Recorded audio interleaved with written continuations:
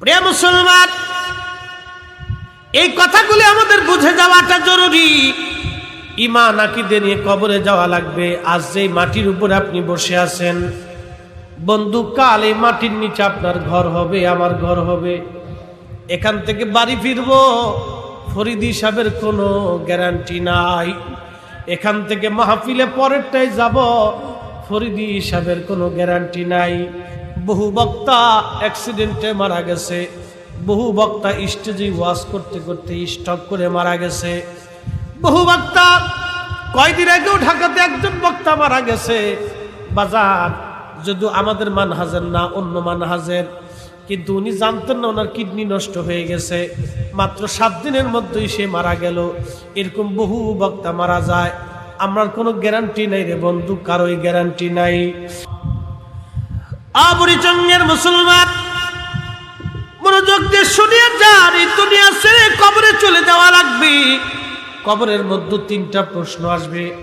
মার রাব্বুকা, তোমার রবকে বলো। কি জবাব সেই দিন দিব? যদি রবের আইন আমরা মেনে না চলি, যদি আল্লাহর আইন আমরা না মানি, হালাল হারাম বেছে না চলি, আল্লাহ যেটা হালাল করলেন সেটা আমার জন্য হালাল, আল্লাহ যেটা হারাম করলেন সেটা আমার আপনার জন্য হারাম, হালাল হারামকে বেছে চলা লাগবে। আল্লাহ যেটা হুকুম করলেন সেটা মানতে হবে, যেটা থেকে নিষেধ করলেন সেটা ছেড়ে দিতে হবে। যদি আমি আল্লাহর আইন দুনিয়ার থেকে না মেনে যাই, কবরে কি করে জবাব দিব? রব্বি আল্লাহ, আমার রব আমার আল্লাহ, আমার রব আমার আল্লাহ। দ্বিতীয় প্রশ্ন হবে অমা দীনুকা, তোমার দিন কি তুমি বলে যাও। আহা, কবর বড় কঠিন জায়গা বন্ধু, কবর বড় কঠিন। উসমান গনি জিন্নুরাইন কবরের পাশে দাঁড়ায় দাঁড়ায় কাঁদতে কাঁদতে কাঁদতে কাঁদতে হাত পাগুলি কাঁপতে থাকতো, চোখের পানিগুলি পরে পরে ঢেকসি উঠে যাইতো। হযরত আবু আসল কারণী সারা রাত্র সেজদার মধ্যে পরে পরে কাঁদতেন, আল্লাহ আল্লাহ, কি করে জবাব আমি দেব। হযরত উসমান গনি কাঁদতেন। সাহাবী জিজ্ঞেস করলেন, ইয়া আমিরাল মুমিনিন, আপনি জিন্নুরাইন 2টা নূর কন্যা নবীজি আপনার সাথে শাদী দিয়েছেন, আল্লাহর নবী আপনাকে খুব ভালোবাসতেন, আপনি দুনিয়ার থেকে জান্নাতের সার্টিফিকেট পেয়ে গেলেন, তারপরেও কেন কবর দেখে দেখে কাঁদতে কাঁদতে আপনি হাত পা কাঁপতে থাকে, আপনার ডেক্সি উঠে যায়, কারণ কি? উসমান গনি জিন্নুরাইন ডাক দিয়ে বলতেন, সাহাবীরা রে, আমি আমার রাসূলের পবিত্র জবান থেকে শুনছি, এই কবর হলো বান্দার জন্য প্রথম মঞ্জিল। এই কবরের 3টা প্রশ্ন আসবে। মার রাব্বুকা, ওমা দীনুকা, মা কুনতা তাকুলু ফি হাক্কি হাযার রাজুল। এই 3টা প্রশ্নের জবাব যদি কোনো উম্মত দিতে না পারে রে, তার বাকি জিন্দেগি, বাকি কবরের ঘাটগুলি তার জন্য বিরাট বড় কঠিন হয়ে যাবে। আমি ভয় পাই উসমান, কবরের মধ্যে 3টা প্রশ্নের জবাব আমি দিতে পারবো কিনা। বুড়িচঙ্গের মুসলমান, কবরের মধ্যে প্রশ্নের জবাব দিতে পারবো কিনা আমাদের জানা নাই। আজকে ফরিদি সাহেবের যদি ইন্তেকাল হয়, কালকে আমার দেশে নিতে নিতে হয়তো সন্ধ্যার আগে আমাকে দাফন করা হবে। অবশ্যই লোকেরা বলবে সন্ধ্যার আগেই দাফন করতে হবে। লাস্ট 24 ঘন্টা পর পায়খানার রাস্তা দিয়ে একটা পোকা বের হইয়া তামাম শরীরের মধ্যেই পোকাটা ছড়ায় যায়, খালি চোখেই পোকাটা দেখা যায় না। মানুষের ইন্তেকালের 24 ঘন্টা পরে পায়খানার রাস্তা দিয়ে একটা পোকা বের হয়। প্রধানমন্ত্রী হলেও পোকা চিনবে না, রাষ্ট্রপতি হলেও পোকা চিনবে না, প্রধান সেনাপতিকেও পোকা চিনবে না, মসজিদের ইমাম সাহেবকেও পোকা চিনবে না, বিরাট বড় কোটিপতিকেও পোকা চিনবে না, বিরাট বড় ডাক্তাররাও চিনবে না। এই পোকা সামাম শরীরের মধ্যে ছড়াইয়া যাইয়া দুর্গন্ধ বের হইতে থাকে, পচা গন্ধ আসতে থাকে, গন্ধ গন্ধ। স্ত্রী বলবে তাড়াতাড়ি কবরে নিয়ে যাও, ছেলেরা বলবে কাকা আপনি শুধু আসেন, আপনার শরীর থেকে গন্ধ ছুটছে, তাড়াতাড়ি কবরে নামান। এলাকাবাসী বলবে কবরে নামাও, গন্ধ ছুটে গেছে। এতদিন যারা আপনার প্রিয় ছিল, আজকে তারাই আপনাকে কবরে নামানোর জন্য পাগল হয়ে গেল। কেউ আপনার আপন না, আপনার শরীর আপনার আপন না, আপনার বন্ধু আপনার আপন না, প্রতিবেশী আপন না, দম ফুরাইলে কেউ আপন হয় না। হাই হাই, ওই কবরের মধ্যে আপনাকে দ্রুত গতিতে আমাকে নামানো হবে। প্রশ্ন, আজ যদি মারা যায়, কালকে কবরে আমাকে দাফন করা হলো, 3টা প্রশ্নের জন্য আমরা রেডি আসিনি, 3টা প্রশ্নের জন্য আমরা প্রস্তুতি নিছেনি। আমরা নামাজ জোগাড় করছিনি, রোজা জোগাড় করছিনি, জিকির আর ফিকির আমরা জোগাড় করছিনি, হালাল আমরা বেশি চলছিনি, আমরা এগুলি সামনা জোগাড় করছিনি, কবরের জন্য কি জোগাড় করছি, কি এমন নিলাম। আল্লাহর কোরআন বলে আল্লাযী খালাকাল মাউত, আমি মরণ সৃষ্টি করলাম তোমাদের জন্য, ওয়াল হায়াতা, জীবন সৃষ্টি করলাম তোমাদের জন্য, লিয়াবলুয়াকুম, পরীক্ষা করব তোমাদেরকে আমি আল্লাহ, আইয়ুকুম, কে তোমরা আহসানু আমালা, ভালো আমল করে আমি দুনিয়াতে দেখব। ফরিদি সাহেবের চেহারা বালা, এইগুলি দেখে আল্লাহ কিয়ামতে বিচার করবে না। মেয়ের চেহারা সুন্দরী, এইগুলি দেখে কবরে কোনো ফয়সালা হবে না। কোটি কোটি টাকার মালিক, এইগুলি দেখে ফয়সালা হবে না। ফরিদি সাহেব বিরাট বড় শাইখুল হাদিস, এইগুলি থেকে হবে না। অনেক বড় বক্তা, সুন্দর কণ্ঠ থেকে ফয়সালা হবে না। আল্লাহর কোরআন বলল ইন্না আকরামাকুম ইনদাল্লাহি আতকাকুম, আল্লাহর কাছে সেই সম্মানিত হবে দুনিয়ার মধ্যে যার অন্তর আল্লাহর ভয়ে বিহ্বল হয়েছিল। একবার জোরে বলা যাবে কি আল্লাহু আকবার। কাবা শরীফের ভিতরে আল্লামা ইমাম জৌজি উয়ুনুল হিকায়াতের মধ্যে লেখেন, কাবা শরীফের চারপাশে বসে বসে মুসলমান দোয়া করে কাবা ঘর ধরিয়া, আল্লাহ মক্কাতে বৃষ্টি হয় না, আপনি বৃষ্টি দেন, আল্লাহ বৃষ্টি হয় না, আপনি বৃষ্টি দেন। আব্দুল্লাহ ইবনে মুবারক রাহমাতুল্লাহ আলাইহি, উনার বাবার নাম ছিল আবদুল্লাহ, উনার বাবার নাম ছিল মুবারক। হযরত মুবারক রাহমাতুল্লাহ আলাইহি ছিলেন তুর্কি একজন বিরাট বড় ধনী ব্যক্তির গোলাম। ওই গোলাম মুবারক রাহমাতুল্লাহ আলাইহির ছেলের নাম আব্দুল্লাহ। মুবারক রাহমাতুল্লাহ আলাইহি তুর্কি ব্যক্তির গোলাম ছিলেন। তুর্কিরা আগে থেকেই ধনী, তাদের বিরাট বড় আনারের বাগান, আঙ্গুরের বাগান, আপেলের বাগান, মালটার বাগান, কমলার বাগান আছে। একদিন মুবারক রাহমাতুল্লাহ আলাইহি কি তখন ওই মনিব ডাক দেয়া বলতেছে, বেটা মুবারক, তুই তো আমার গোলাম, তোকে আনারের বাগানে চাকরি দিলাম, এই বাগান পর্যবেক্ষণ করবি আর দেখবি এই আনারের বাগান তুই চাষ করবি। বহু বছর পর মনিব গেছে আনারের বাগান দেখার জন্য। আর মুবারক রাহমাতুল্লাহ আলাইহি অনেক বড় একজন আবেদ ছিলেন এবং খুব আল্লাহওয়ালা যুবক ছিলেন এবং খুব নিষ্ঠাবান একজন যুবক ছিলেন, খুব আমলদার যুবক ছিলেন। আমাদের দেশে এরকম যুবক পাওয়া যায় না, আমাদের দেশে এরকম যুবতী নারীও পাওয়া যায় না। তো আব্দুল্লাহ ইবনে মুবারক, হানাফি মাযহাবের এমন কোন ফিকহের কিতাব নাই যে কিতাবে আব্দুল্লাহ ইবনে মুবারকের নাম না আছে। একসাথে বলবেন না আল্লাহু আকবার। কত বড় আলেম ছিল, কত বড় আলেম, মুহাদ্দিস ছিল, মুফতি ছিল। দেখেন ওনার বাবা ছিলেন কৃতদাস, গোলাম। তো মনিব বলছে, বেটারে আনারের বাগান দেখিস। তো দেখতে দিছে। আমাদের দেশে ওই দোকানদার ছেলে চাকরি দিছে, কর্মচারী।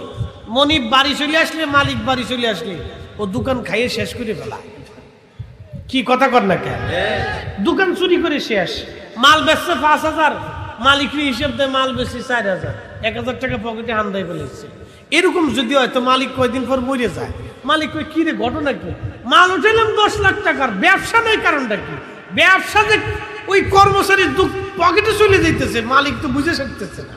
বুঝতে পারছেন? এই হলো আমাদের দেশের অবস্থা ভাই, বলে লাভ নেই। আমানতদারি মানুষের অভাব খুব হয়ে গেছে।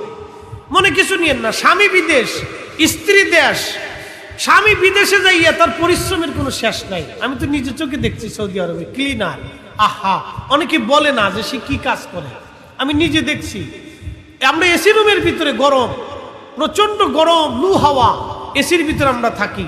তা আমি জোহরের নামাজ পড়তে যাচ্ছি মদিনাতে, তো ক্লিনারে রাস্তা পরিষ্কার করতেছে। সালাম দিয়ে বললাম, ভাই বাড়ি কোথায়? বলে, হুজুর ব্রাহ্মণবাড়িয়া। আমি বললাম, এই প্রচন্ড গরমে আপনি মুখ সুখ বাইন্ধে দিয়ে, লু হাওয়া চলতেছে, কষ্ট হয় না? মা কি জানে? বলে, হুজুর কষ্ট তো হয়, কি করার আছে, চাকরি তো, পেট বসাইতে হবে। বললাম, মা কি জানে? বলে, হুজুর মার কাছে কি বলা যায়, কষ্ট পাবে, এই জন্য কারো কাছে বলি না।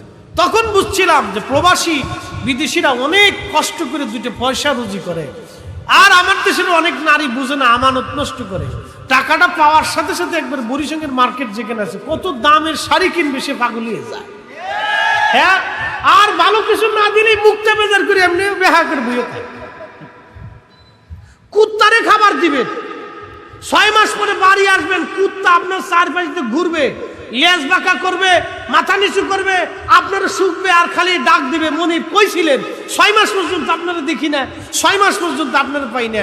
আপনি খাওয়াইছেন মাত্র এই কুত্তারে 3 মাস, কিন্তু কুত্তা আপনার প্রতি এতই আনুগত্য, 6 মাস আপনারা না পাই ও পাগল হয়ে গেছে। কিন্তু আপনার বউ এত খাওয়ান খাওয়াইতেছেন, এত দিওয়া দিয়েছেন, এরপরে সোনার একটা গহনার বিদেশ থেকে না আনলে মুখটা বেহা করে এমনি সাগায় বয়ে থাকে। তার মানে এটা কুত্তার সেই তো খারাপ। কি কথা কর না কেন? আমি আমানতের কথা বলতেছি। চিন্তা করে না, সে চিন্তা করে না, মাইন্ডেড নেই। এটা আমাদের বুঝের অভাব। তো আমাদের নারীদের এই অকৃতজ্ঞতা, কৃতজ্ঞ হতে হবে আমাদেরকে। কৃতজ্ঞ বাবা হোক, মা হোক, বড় ভাই হোক, বড় বোন হোক, কৃতজ্ঞ হতে হবে, কৃতজ্ঞ হতে হবে। আমার 2 মেয়ের পরে 1 ছেলে, মেয়েরাও ছোট, বড় মেয়ে ক্লাস 2-তে পড়ে, ছোটটা ক্লাস 1-এ পড়ে, আর ছেলে হলো পিচ্চি। বড় বোনে ভাইয়ের পায়খানা সাফ করে, পেশাব সাফ করে, খাইতে বসছে মনে করেন যে ওর খাওয়ানোর ভিতরে পেশাব করে দিচ্ছে, তাও কিছু মনে করে না। ভাই একটাই ভাই, আমি খালি দেখি মাঝে মধ্যে করে কি, তখন চিন্তা করি আরে এই ভাই বড় হয়ে গেলে গা বিয়ে করার পরে তো তোমার কথা আর মনেই থাকতো না। আমি মনে মনে করি আরে তুমি তো পেশাব পরিষ্কার করতেছো এখন, কিন্তু এ তো বড় হয়ে গেলে গা, যখন বিয়ে তা করবে তখন আর এই বোনের কথা মনেই থাকবে না। তখন আমি চিন্তা করি মানুষ এরকম অকৃতজ্ঞ হয়ে যায়। আমি নিজেকে গবেষণা করি, মানুষ এরকম অকৃতজ্ঞ হয়ে যায়। বড় ভাই পরিশ্রম করে ছোট ভাইরে মানুষ করছে, জীবনের অনেক পরিশ্রম করে ছোট ভাইটারে মানুষ করছে, হেতা চাকরি বাকরি পাইয়া পয়সা করি হইয়া বড় ভাইয়ের কথা মনে নাই। হ্যাঁ, কি কথা কর না, অকৃতজ্ঞ। এগুলো আমাদের সামাজিক ব্যাধি বলতে বাধ্য হচ্ছি। আজ কষ্ট হচ্ছে আপনাদের। দুনিয়া কি চিরস্থায়ী না ক্ষণস্থায়ী? এখান থেকে আমরা সবাই চলে যাব, কেউ থাকার জন্য আসে, সবাই চলে যাব, কোটি কোটি টাকা বাড়ি গাড়ি সব রেখে চলে যাব, কিচ্ছু থাকবে না। তা আব্দুল্লাহ ইবনে মুবারকের বাবা মুবারক বহু বছর পরে মনিব আসছে। মনিব এসে বলতেছে, মুবারক আমাকে একটু টক আনার এনে খাওয়া বাবা। আনার আর টক, মিষ্টিটা আনিস না। তো আনার আনছে, কিন্তু আনার টানছে মিষ্টি। মনিব ডাক দে, মুবারক তুই এত বছর ধরে আনারের বাগান দেখিস, আমার জন্য টক আনার আনতে বললাম, তুই মিষ্টি নিয়ে আসলি, কারণ কি? মুবারক রহমতুল্লাহ বলল, মনিব মাফ করে দিবেন, কোনটা টক কোনটা মিষ্টি আমি কি করে বলবো? আমি কি করে বলবো? তো 6 বছর ধরে তুই আনারের বাগান পাহারা দিচ্ছিস, আমি একটা দিনের জন্য দেখতে আসিনি, তুই কি করে বুঝবি না? তা আমি বুঝবো, মনিব কি করে বুঝবো? 6 বছর আপনি আমার আনারের বাগান দেখতে কইছেন, খাইতে কোন নাই? একসাথে বলবেন আল্লাহু আকবার। আপনি আমার বাগান দেখতে কইছেন, খাইতে কোন নাই? আমি 6 বছরে কোন আনার টক মিষ্টি আমি কোনোদিন খাইয়ে দেখি নাই, মানে এই জন্য কোনটা টক মিষ্টি আমি বলতে পারবো না। তখন আব্দুল্লাহ ইবনে মুবারক রহমতুল্লাহের বাবা মুবারক রহমতুল্লাহকে তুর্কি মুনি বলতেছে, এই পোলা সারা যাবে না, এই পোলা আপনাদেরকে শোনেন, ছেলে আপনারা মেয়ে বিয়ে দেন, অনেক সময় পয়সা করি দেখেন, ও গাঁজা খায় না হিরোইন খায়, ওটা দেখেন না। বিরাট বড় পয়সা আলার পোলা, ধনী ব্যক্তির পোলা, এটা তালাশ করে। ও হিরোইন খায় না, মদ খায় না, ওর চরিত্র ভালো না খারাপ এগুলি আপনারা দেখেন না। ছেলে দেখতে হবে চরিত্রবান, মেয়ে বিয়ে দিবেন গরিব না ধনী এগুলি দেখবেন না, দেখবেন হলো চরিত্রবান। কি কথা বুঝছেন নি আপনারা? ছেলে যদি গরিব হয়, চরিত্রবান হলে ওর সাথে মেয়ে বিয়ে দেন।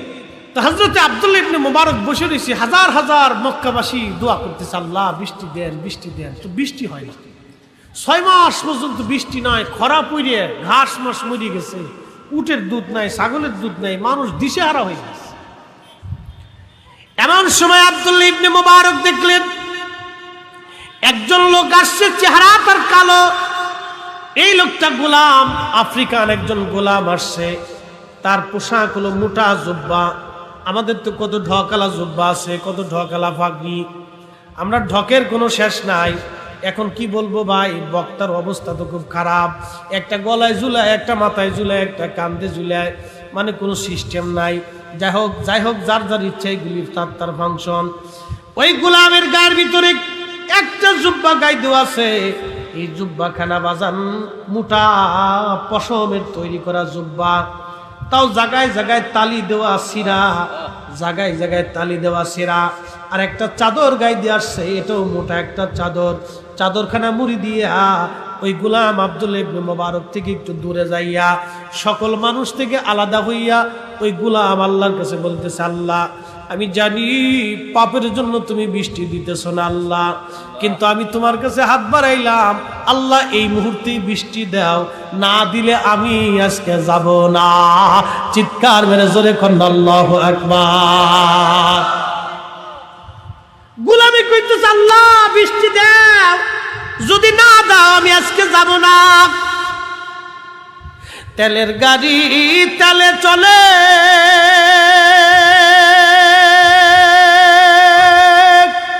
হাওয়ার গাড়ি হাওয়ায় উড়ে, বিনা তেলে চালায় গাড়ি নবী সুলাইমান। আমরা সেই মুসলমান, কথা কোন ঠিক কিনা? সেই জাত যা চাইছি আসমান থেকে তাই আসছে। আমরা সেই জাত, মুসলমান ৩,০০০, কাফের ২ লাখ। মুসলমানের ইমানি জোর দেখে ২ লক্ষ কাফের ময়দান থেকে পালাইছে।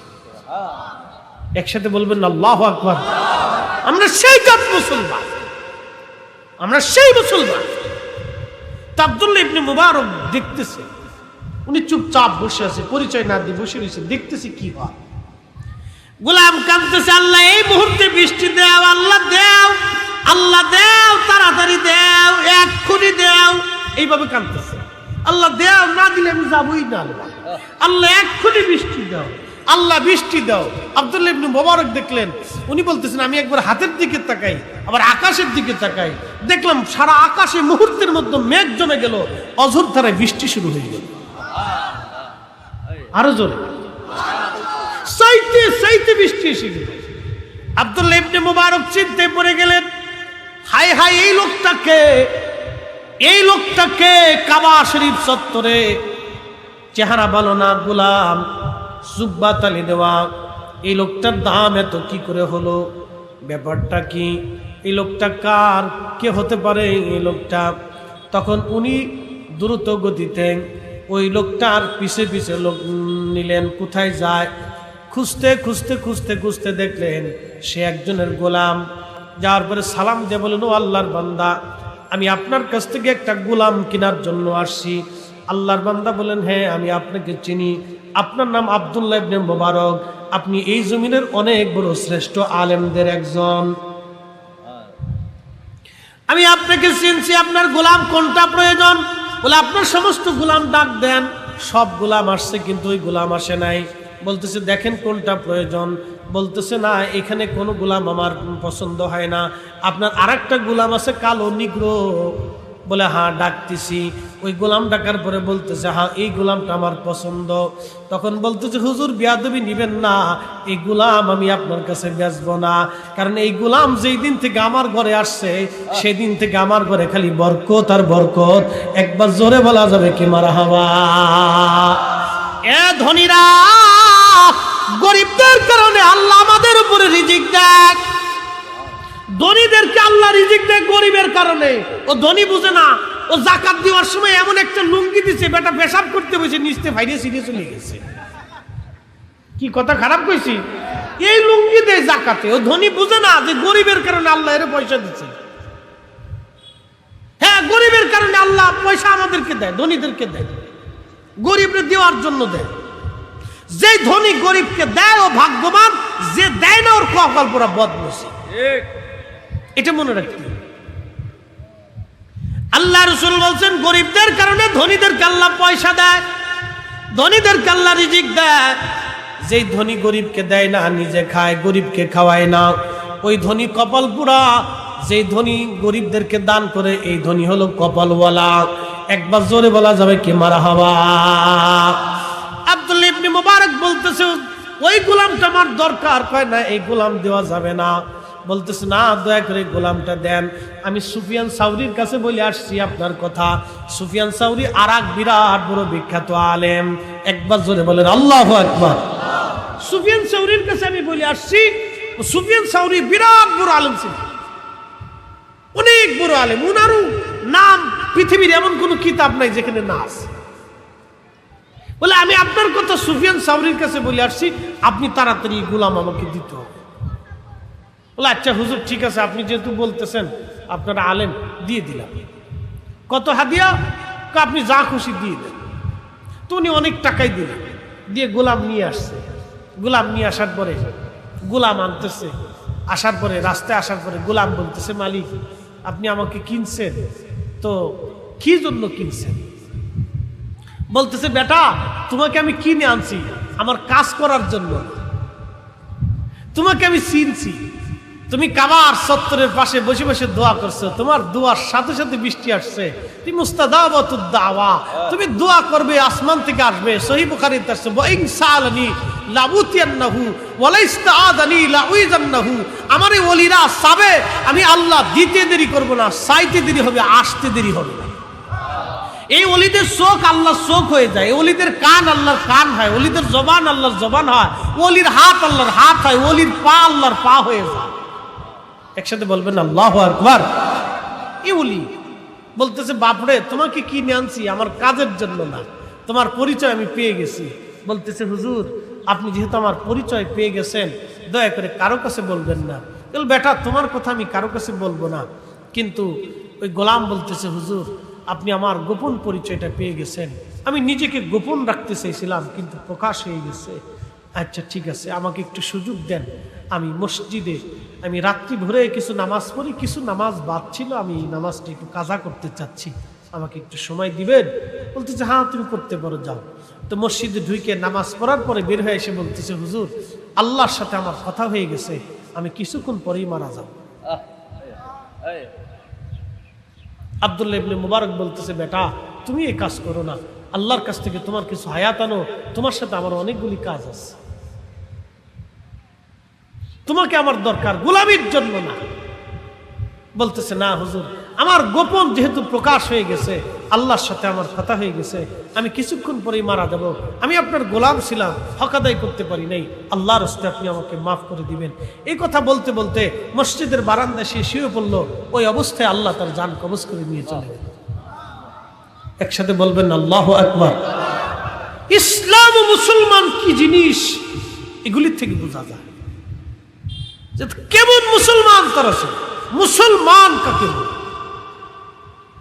আসলামতু লিরাব্বিল আলামিন, আল্লাহর কাছে তারা নিজেকে কিভাবে আত্মসমর্পণ করছে। মুসলমান কি জিনিস, আল্লাহু আকবার। তাদেরকে দেখলে বোঝা যায়। আর উন্ডা যদি আপনারা দেখতেন তো করতেন এটি মুসলমানই না। কি কথা ঠিক কিনা? আপনার যে হালত, এগুলি দেখলে করতেছে এটি মুসলমান না। এ কবরেও বিশ্বাস করে না, আখিরাতেও বিশ্বাস করে না। আখিরাতেও বিশ্বাস নেই, কবরের বিশ্বাস নেই, মরারও কোনো বিশ্বাস নেই। আচ্ছা, আপনাদেরকে একটা প্রশ্ন করি, জবাব দিবেন। মৃত্যু এটা সত্য না মিথ্যা? একবারে লা শাক লা রাইবা, কোনো সন্দেহ নাই, ইউনিভার্সাল ট্রুথ, এটা একবারে চিরন্তন, মরতেই হবে। মৃত্যুটা যেমন সত্য, কিয়ামতের মাঠে আল্লাহর আদালতে দাঁড়াইতে হবে, এটা সত্য কিনা? দাঁড়াতে হবে কিনা? অবশ্যই দাঁড়াইতে হবে। হাসরের মাঠে বিচারের মাঠ কায়েম হবে। ওই সুপ্রিম কোর্টের মালিক আল্লাহ, বিচারপতি একমাত্র আল্লাহ। ওখানে কিন্তু উকিল, মুক্তার, ব্যারিস্টার, জজ কিচ্ছু নাই, একমাত্র বিচারক আল্লাহ, আর একমাত্র সুপারিশ করেওয়ালা আমাদের নবী। নাচতে হয়ে গেল না? আর একটু জোরে বলবেন। একমাত্র কেউ যদি আল্লাহর দরজা থেকে বিতাড়িত হয়, তার জন্য রাসূল করিমের দরওয়াজা খোলা। কেউ যদি নবীর দরজা থেকে বিতাড়িত হয়ে যায়, তার জন্য সব দরজা বন্ধ। আচ্ছা, আপনাদেরকে একটা কথা বলি, জবাব দেবেন তো। কিয়ামতের মাঠে আল্লাহ রসুল আল্লাহর কাছে বলেন, আল্লাহ এই উম্মত আমি পছন্দ করি না, এই উম্মতকে আমি আমার দরজা থেকে বিতাড়িত করে দিছি। কোন নবী আমার রসুলের বিপরীতে যাইয়া আল্লাহর কাছে আপনার পক্ষ আমার পক্ষ নিয়ে সুপারিশ করতে পারবে? হুজুর গাউসে পাক দিবে, খাজা মঈনুদ্দিন চিশতি যাবে, মুজাদ্দিদ আল ফেসানি যাবে, ইমাম শাফি যাবে? যে রসুল যাকে তারাই দিছে আমি হুজুর গাউসে পাক তাকে নিয়ে আল্লাহর কাছে কেমনে যাব? অবশ্যই না।